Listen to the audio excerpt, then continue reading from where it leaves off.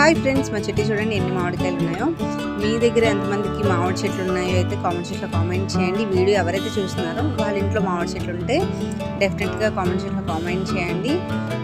మన సమ్మర్ సీజన్లో అయితే మనకి బాగా దొరికే ఈ యొక్క మ్యాంగోస్ అనేవి ఎవరికైనా కూడా చాలా బాగా నచ్చుతాయి. అవి చెట్టు మీద పడిన మామిడి పళ్ళు అయితే ఇంకా టేస్టీగా ఉంటాయి కదా.